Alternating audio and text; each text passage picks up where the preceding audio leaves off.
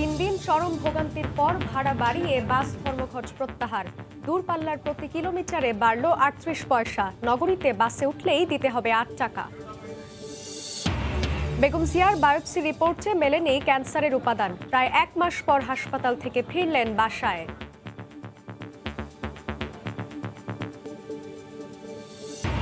কুমিল্লায় মণ্ডপে হামলার ঘটনায় মেয়র শাক্কুর পিএস বাবু সহ ৩ জন গ্রেফতার। লুকিয়েছিলেন বান্দরবানের সাজেকে।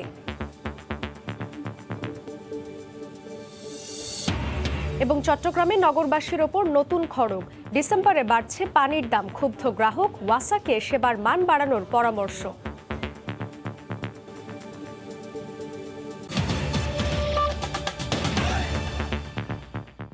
বাংলার সময়ের সঙ্গে আছি আমি জান্নাতুল সাদিয়া। ৩ দিন চরম ভোগান্তির পর অবশেষে প্রত্যাহার করা হলো বাস ধর্মঘট। চলবে আজ থেকেই।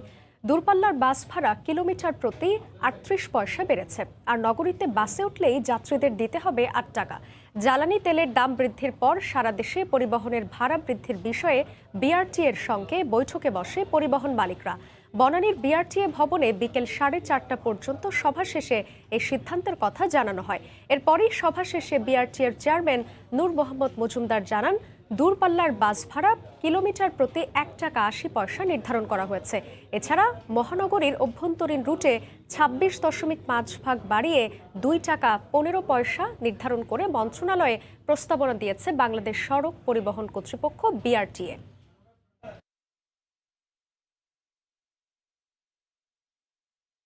আমার মনে হয় এই ভাড়ার মধ্যে তেলের দামের বিষয়টা আসেও নাই। আমরা তেলের দাম সহ যদি ধরি তাহলে সেটা ভাড়া আরও অনেক বাড়ে। কিন্তু আমরা জনগণের কথা বিবেচনা করে আমরা সর্বশেষ জায়গায় যতটুকু একবারে না হলে নয় সেই জায়গাটা আমরা মেনে নিয়েছি, সম্মত হয়েছি দেশের জনগণের স্বার্থে।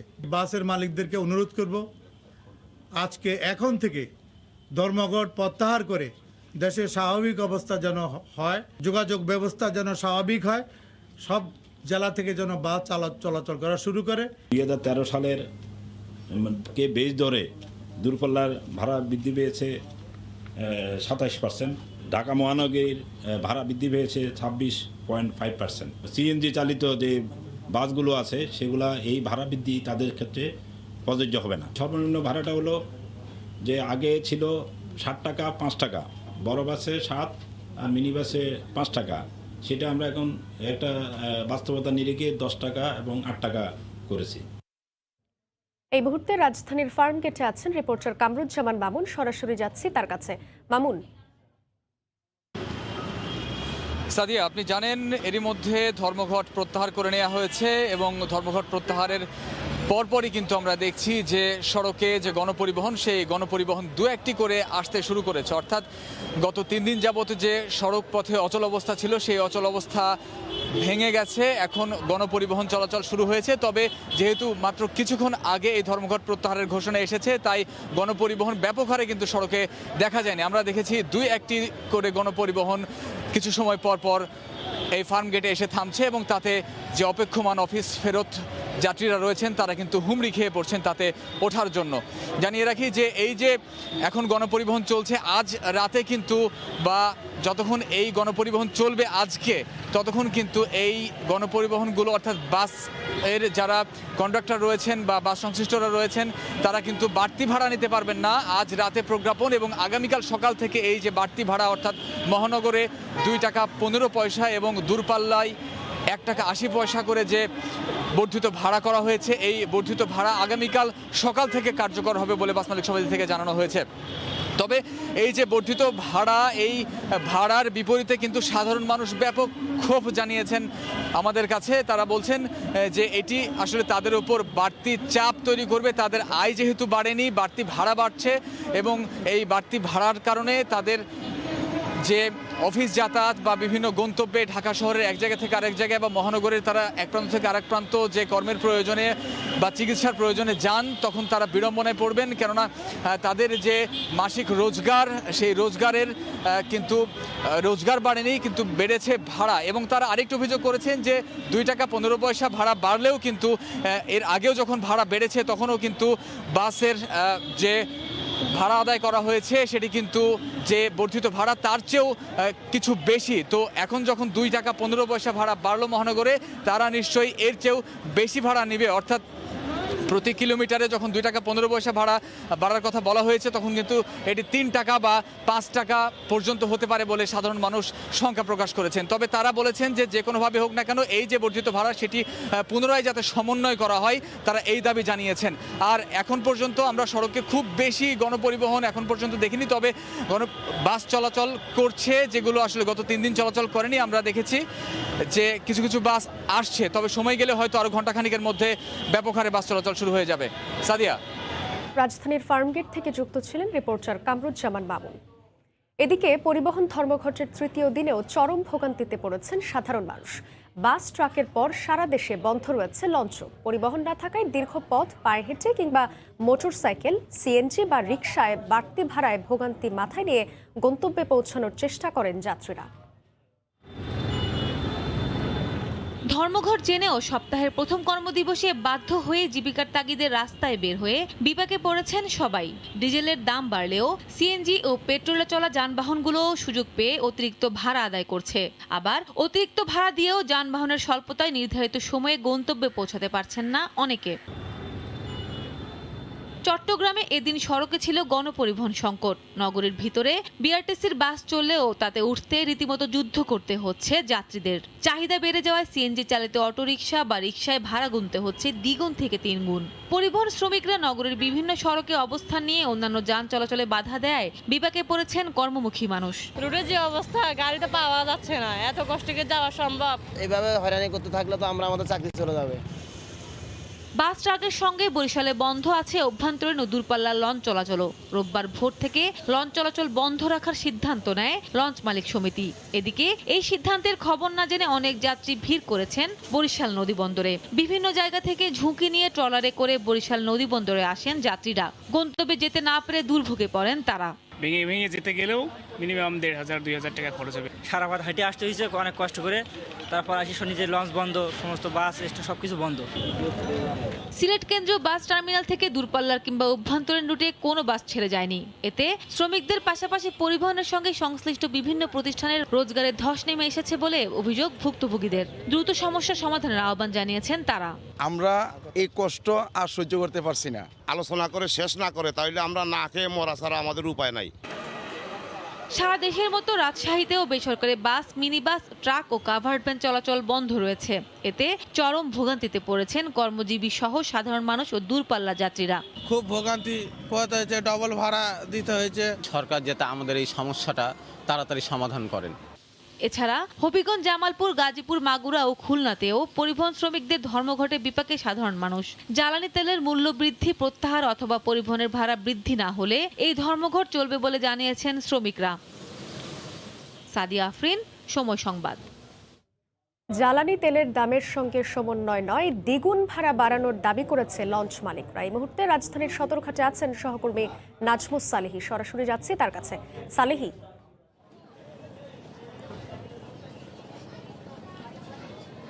সাদিয়া, এই মুহূর্তে আসলে সদরঘাট লঞ্চ টার্মিনালে যাত্রীরা এসে ভিড় করছেন। যেহেতু পরিবহন ধর্মঘট বাস চলাচলের একটি সিদ্ধান্ত হয়েছে, সুতরাং যাত্রীরা মনে করছেন যে লঞ্চের ব্যাপারেও আসলে এই ধরনের সিদ্ধান্ত আসতে পারে, সুতরাং তারা এসে ভিড় করছেন। দক্ষিণাঞ্চলগামী যে সমস্ত যাত্রীরা আছেন যারা লঞ্চে বিভিন্ন গন্তব্যে যেতে চান, তারা এসে সদরঘাট লঞ্চ টার্মিনালে আসলে ভিড় করছেন এখন, এবং তারা ভিড় সন্ধ্যার পর থেকে আসলে বাড়ছে।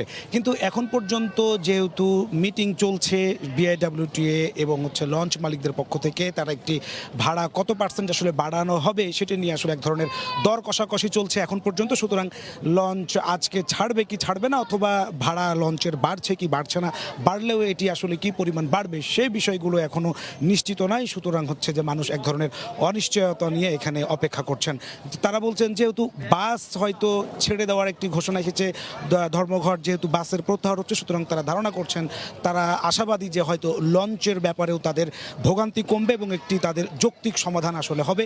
এই সমাধান হলে তারা আসলে নিশ্চিন্তে আবার বাড়ির উদ্দেশ্যে রওনা দিতে পারেন, এরকম একটি প্রত্যাশা নিয়ে এসে এখানে কিন্তু মানুষ ব্যাগ তাদের যে মালপত্র আছে সব কিছু নিয়ে এখানে অপেক্ষা করছেন।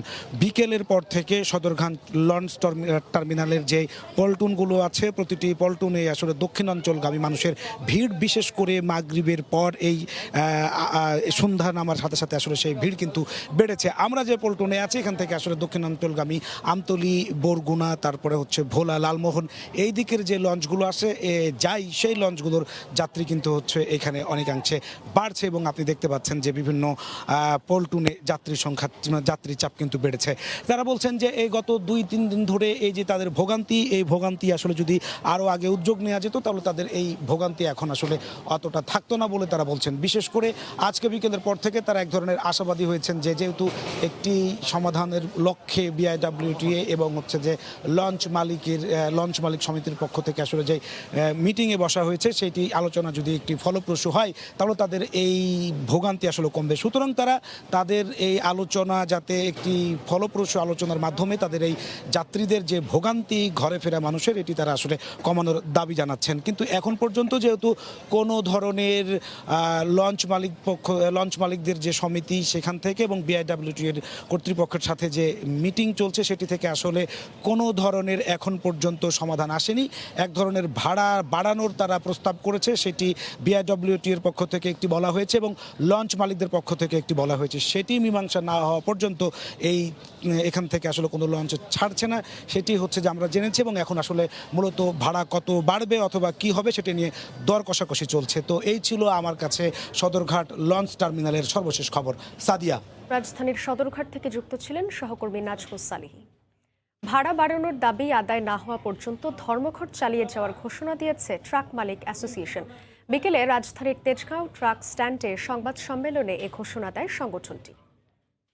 ভাড়ার যে ধরনের সিস্টেমে আমাদের আছে সেটা তো কোনো মূল্য নির্ধারিত নেই, আমাদেরটা হলো ডিমান্ড ডিপেন্ডেন্ট বিজনেস। সুতরাং একটা নির্দিষ্ট ভাড়ায় আমরা যেতাম, সেই ভাড়ার অংশ বাদ দিলে খরচের টাকায় যেটা আমাদের প্রফিট থাকতো সেটা এখন থাকছে না, যেহেতু ডিজেলের মূল্য বৃদ্ধি হওয়াতে ওইটা ওইদিকে চলে যাচ্ছে।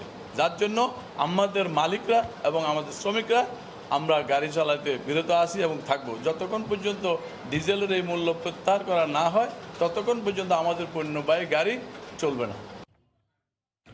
এদিকে জ্বালানি তেলের দাম বাড়ানোর প্রতিবাদে পরিবহন ধর্মঘটে দেশের আমদানি রফতানি বাণিজ্যে ধস নামে। শূন্যের কোটায় ছিল বন্দরের পণ্য ডেলিভারি। শঙ্কা দেখা দেয় জাহাজ এবং কন্টেইনার জটের। এদিকে পণ্যবাহী গাড়ি বন্দরে ঢুকতে বা বের হতে না পারায় প্রতিদিন $150 কোটি ক্ষতির মুখে পড়ে দেশের পোশাক খাত। শাখাউদ্দিপুর ক্যামেরায় বিস্তারিত জানাচ্ছেন কমল দে। চট্টগ্রাম বন্দরের আশেপাশে শত শত পণ্য বোঝাই ট্রাক, কাভার্ড ভ্যান এবং লরি লাইন ধরে রাস্তার উপর দাঁড়িয়ে আছে। পরিবহন ধর্মঘটের কারণে জাহাজে পণ্য তুলে দিতে বন্দরে ঢুকতে পারছে না, আবার বিদেশ থেকে আনা কাঁচামালও কারখানায় পৌঁছে দিতে পারছে না এসব যানবাহন। গড়ে বন্দর থেকে 3,500-এর বেশি কন্টেনার ডেলিভারি হলো। গত 3 দিন ধরে ডেলিভারি একেবারেই বন্ধ। 3,500-4,000 করে কন্টেনার ডেলিভারি যেত, সেটা একদিক দিয়ে যাচ্ছে না, অন্য দিক দিয়ে জাহাজে শিপমেন্ট হচ্ছে না। সব মিলিয়ে ইয়ার্ডে এবং জাহাজে দুদিকে একটা স্থবিরতা বিরাজ করছে। টোটাল আমদানি রপ্তানির উপরের একটা বিরূপ প্রভাব পড়ছে এবং জাহাজের ওয়েটিং টাইম বেড়ে যাবে। সর্বোপরি চট্টগ্রাম বন্দরের উপরে একটা বিরূপ প্রভাব পড়বে।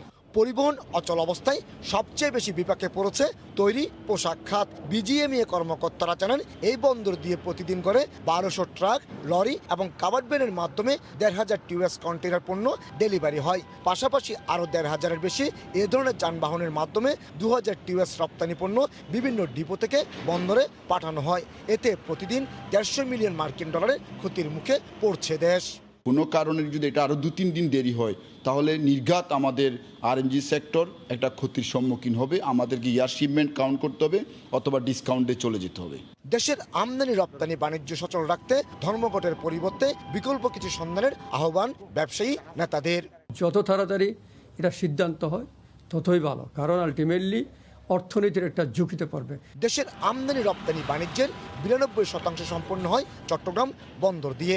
বর্তমানে বন্দরে 37,000-এর বেশি কন্টেনার রয়েছে। শুধুমাত্র দেশের অর্থনীতির চাকাকে সচল রাখতে কঠোর লকডাউনের মাঝেও 1 মিনিটের জন্য বন্ধ ছিল না এই বন্দরের কার্যক্রম। করোনা স্থবিরতা কাটিয়ে সব কিছু যখন স্বাভাবিক হয়ে আসছে, তখন 1 মাসের ব্যবধানে দুবার পরিবহন ধর্মঘটের কবলে পড়ল এই বন্দর। চট্টগ্রাম বন্দর থেকে কমল দে, সময় সংবাদ। জ্বালানি তেলের দাম বাড়ানোর প্রতিবাদে সাগরে মাছ শিকার বন্ধ করলেন কক্সবাজারের জেলেরা। ট্রলার জাল নিয়ে উপকূলে ফিরে মানববন্ধন করেছেন তারা। তেলের দাম কমাতে প্রধানমন্ত্রীর হস্তক্ষেপ কামনা করেছেন সংশ্লিষ্টরা। একই দাবিতে মানববন্ধন করেছেন বরগুনার মৎস্যজীবীরাও। এমনিতেই সাগরে মিলছে না পর্যাপ্ত মাছ, তার উপর বেড়েছে তেলের দাম। বাধ্য হয়ে মাছ শিকার না করে ট্রলার নিয়ে কক্সবাজারের নাজিরাটেক মোহনায় ফিরছেন জেলেরা। মাছ শিকার না করলে অনিশ্চয়তায় পড়বে জীবিকা। তারপরও তেলের দাম কমানোর দাবিতে তীরে ফিরছে শত শত ট্রলার। বাড়ছে দুশ্চিন্তা। তেলের দাম বাইরে গেছে, এজন্য ভাই আমরা কি করব, আমরা ট্রলার সাগরে আর পাঠাবো না ভাই। স্থানীয় জনপ্রতিনিধিরা বলছেন, সাগরে মাছ ধরা বন্ধ রাখায় জেলে, ট্রলার মালিক, ব্যবসায়ী ও শ্রমিক সবাই ক্ষতিগ্রস্ত হচ্ছে।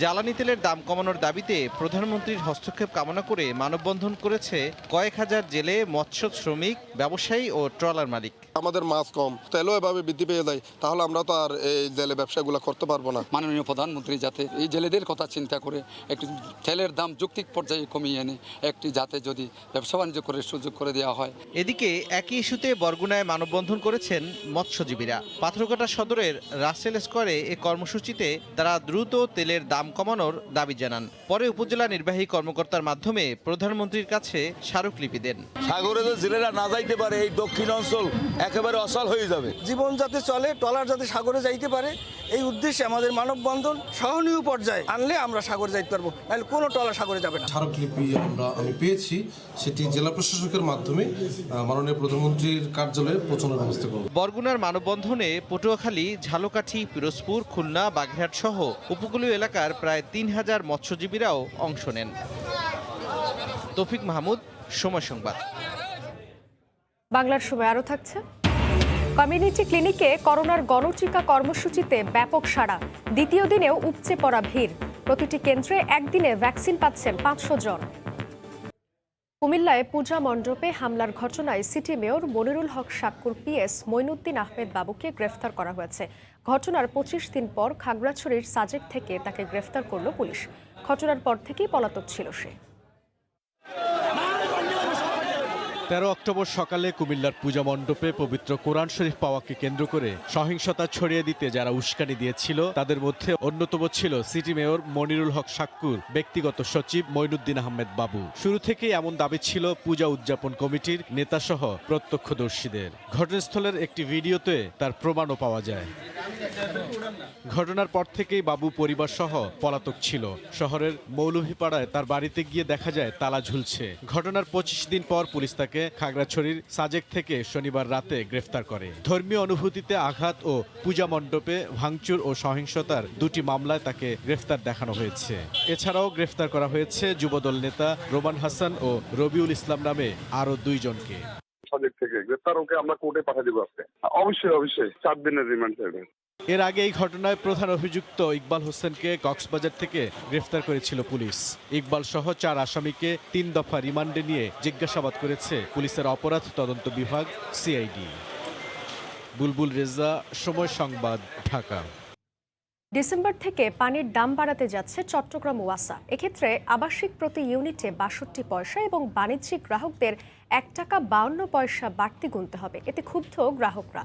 কর্তৃপক্ষের দাবি, পানির উৎপাদন খরচ এবং সংস্থার ব্যয় নির্বাহের জন্য দাম বাড়ানো হয়েছে। ক্যাব বলছে সিস্টেম লস কমিয়ে সেবার মান বাড়ানো উচিত সংস্থাটির।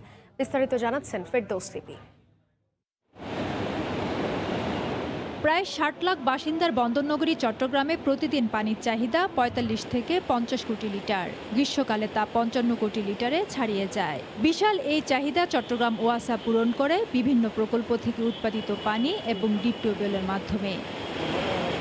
এই জন্য আবাসিক গ্রাহকদের প্রতি ইউনিটে 12 টাকা 40 পয়সা এবং অনাবাসিকে 30 টাকা 30 পয়সা ব্যয় করতে হয়। তবে আগামী ডিসেম্বর থেকে আবাসিক ইউনিটে 62 পয়সা এবং অনাবাসিকে 1 টাকা 52 পয়সা করে বাড়ানোর সিদ্ধান্ত নিয়েছে সংস্থাটি। যে বিলটা এখন হয় প্রতি হাজারে 60 পয়সার মতো বাড়বে। ডোমেস্টিক, আর ইয়েতে কমার্শিয়াল বাড়বে একটু বেশি। তেল গ্যাসের পর পানির এই বাড়তি দামে ক্ষুব্ধ গ্রাহকরা। যেরকম আছে এইরকম তো এমনি বেশি, আরও বাড়ালে তো আমরা এখানে বাসা ভাড়া করে থাকতে পারবো না। আমরা যারা ভাড়াটিয়া আছে জমিদার অটোমেটিক আমাদের বাসা ভাড়া বাড়াই দিবে। গ্যাস বিলও বাড়তি, পানির বিলও বাড়তি যদি হয় তাহলে তো মানুষের কষ্ট হবে। আর ক্যাব বলছে ওয়াসার সিস্টেম লস কমিয়ে খরচ কমানোর পাশাপাশি পানি সরবরাহ ও সেবার মান বাড়ানো উচিত। ওয়াসাতে সিস্টেম লসের পরিমাণ কিন্তু 30%-এর উপরে।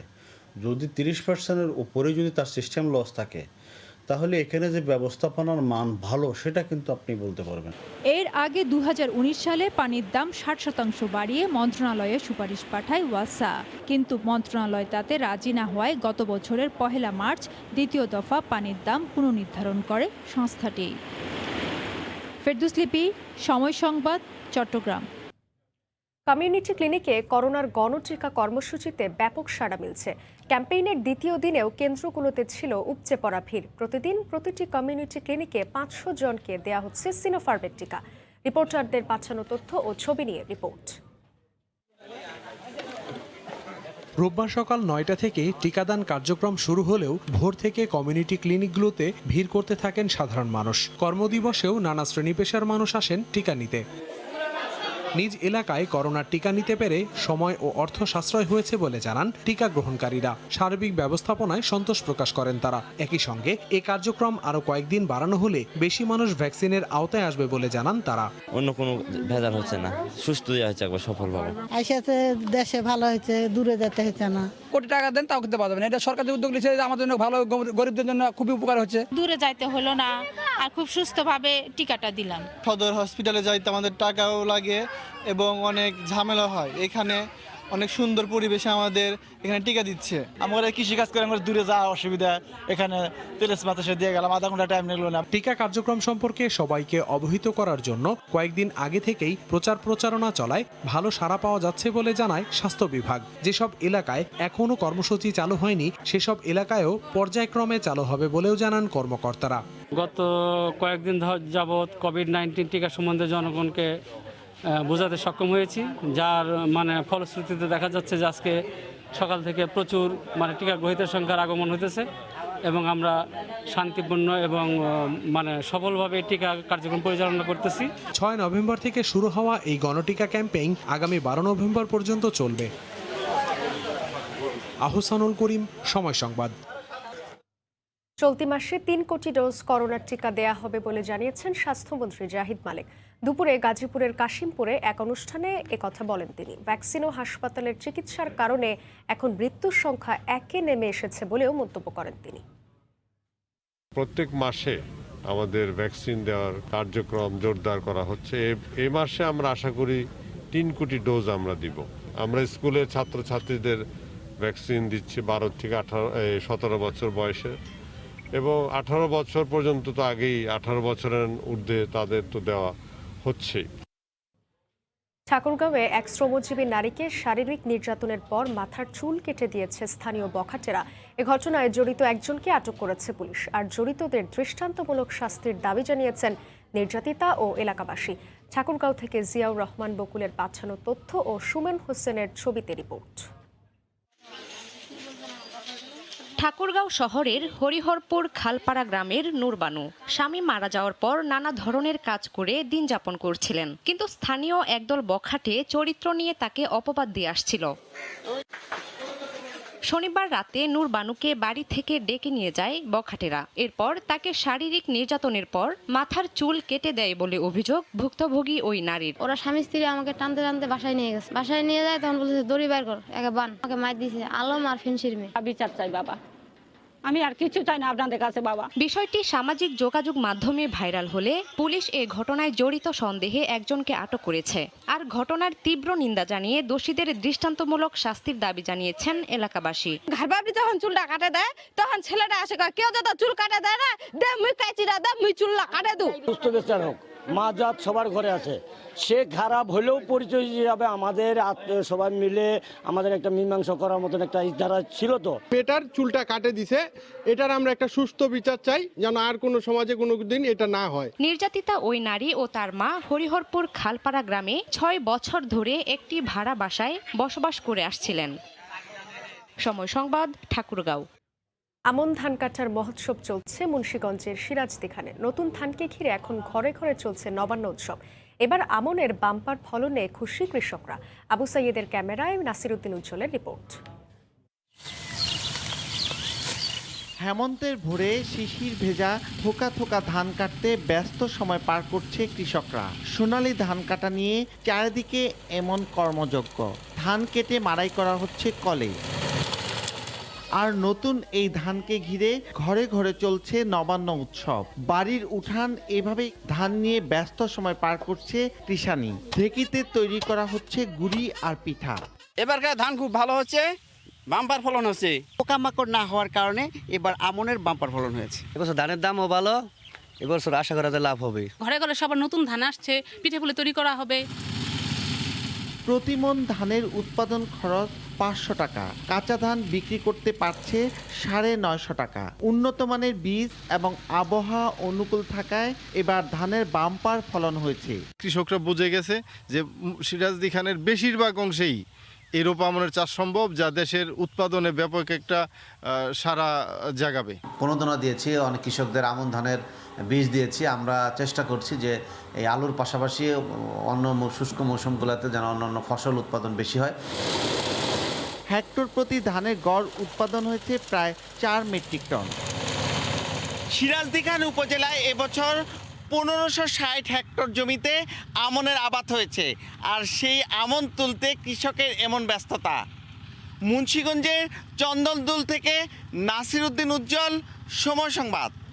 ধর্মীয় নানা আচার অনুষ্ঠানের মধ্য দিয়ে রাঙামাটিতে বৌদ্ধ ধর্মাবলম্বীদের কঠিন চীবর দানোৎসব অনুষ্ঠিত হয়েছে। বিলাইছড়ি উপজেলার সার্বজনীন কেন্দ্রীয় বৌদ্ধ বিহারে 2 দিনব্যাপী চীবর দানোৎসবের আয়োজন করা হয়। দূর দূরান্ত থেকে হাজারো পুণ্যার্থী অংশ নেন এই ধর্মীয় আচারে। এ সময় বিশ্বের সব প্রাণীর সুখ ও মঙ্গল কামনায় এবং মহামারী করোনা ভাইরাস থেকে মুক্তির জন্য বিশেষ প্রার্থনা করা হয়। ফেনী পাইলট উচ্চ বিদ্যালয়ের মাঠে পরিবেশ থিয়েটারের পরিবেশনায় মঞ্চস্থ হচ্ছে গণহত্যা বিষয়ক নাটক গোলপোস্ট। সেখানে আছেন সহকর্মী আতিয়ার সজল। সরাসরি যাচ্ছি তার কাছে। সজল। সাদিয়া, 1971 সালের মুক্তিযোদ্ধা কেন্দ্রিক যে ঘটনাটা ঘটেছিল, বিশেষ করে যে বৌদ্ধভূমিগুলো ছিল, যেখানে অসংখ্য মানুষদেরকে মেরে হত্যা করে রাখা হয়েছিল, দাফন করে বা তাদেরকে মাটি চাপা দিয়ে, সেই প্রেক্ষাপটে ফেনীর যে মুক্তিযুদ্ধ কেন্দ্রিক ঘটনা ঘটেছিল তারই একটি পরিবেশ থিয়েটার হচ্ছে। আপনি দেখতে পাচ্ছেন ফেনী কলেজ মাঠে যে গোল পোস্ট নাটকের নাম দেওয়া হয়েছে, মূলত এই গোল পোস্টেই কিন্তু বেঁধে কত শত মানুষকে নাম না জানা বা অনেকের পরিচয়বিহীন যারা রয়েছেন তাদেরকে বেঁধে হত্যা করা হয়েছিল। এবং সেই পরিবেশটাকে বোঝানোর জন্য এবং পরিবেশটাকে ফুটিয়ে তোলার জন্য, সেই ইতিহাসকে তুলে ধরার জন্য আজকে এখানে পরিবেশ থিয়েটার হচ্ছে। ফেনীর যে সাংস্কৃতিক মন্ত্রণালয়ের অধীনে 164টি জেলায় 65টি বৌদ্ধভূমি কেন্দ্রিক নাটক হবে, তারই পরিবেশনা চলছে ফেনীতে।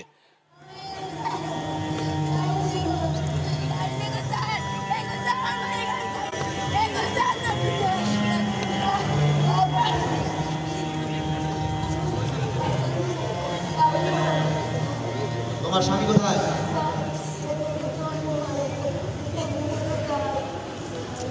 আমাদের কাছে খবর আছে সে মুক্তি বাহিনীতে জয়েন করেছে। তার ব্যাপারে সব খুলে বলো।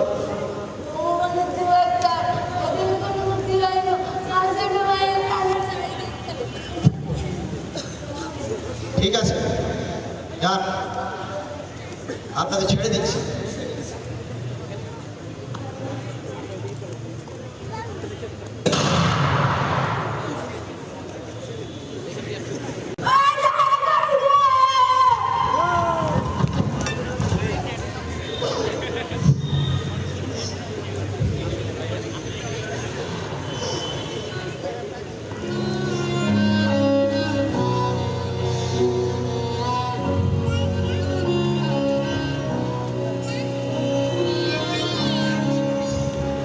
সাদিয়া, আসলে এই যে নাটকটি উপস্থাপন হচ্ছে, নাটকের নাম দেওয়া হয়েছে গোলপোস্ট। অনেকের মনে ধারণা হতে পারে মুক্তিযুদ্ধের সাথে গোলপোস্টের কি সম্পর্ক। আর দেখতে পাচ্ছেন যে গোলপোস্টটি রয়েছে আমার পিছনে, সেই গোলপোস্টটি কিন্তু 1971 সালের। এখানে কিন্তু ফেনীর বিভিন্ন মুক্তিযোদ্ধাদের বা বিভিন্ন সাধারণ মানুষদেরকে এনে এখানে বেঁধে নির্মমভাবে অত্যাচার করে হত্যা করা হয়েছে, কাউকে ফাঁসিতে ঝুলিয়ে হত্যা করা হয়েছে এবং সেই মৃতদেহগুলোতে ফেনী কলেজের পিছনে একটি ডোবায় রাখা হয়েছে এবং সবচেয়ে ফেনীর জেলার বধ্যভূমিটা এখানেই, এবং এই বধ্যভূমিকে কেন্দ্র করেই এই নাটকটি আজকে এই পরিবেশ থিয়েটারে উপস্থাপন হচ্ছে। এই ছিল এখানকার সবশেষ। ফেনী থেকে যুক্ত ছিলেন সহকর্মী আতিয়ার সজল। বাংলার সময়ের শীর্ষ সংবাদ জানিয়ে দিচ্ছি আরেকবার। 3 দিন চরম ভোগান্তির পর ভাড়া বাড়িয়ে বাস ধর্মঘট প্রত্যাহার। দূরপাল্লার প্রতি কিলোমিটারে বাড়ল 38 পয়সা। নগরীতে বাসে উঠলেই দিতে হবে 8 টাকা। প্রায় 1 মাস পর হাসপাতাল থেকে বাসায় ফিরলেন BNP chairperson Begum Khaleda Zia. Biopsy রিপোর্টে মেলেনি ক্যান্সারের উপাদান। এই ছিল বাংলার সময়। সঙ্গে থাকুন সময়।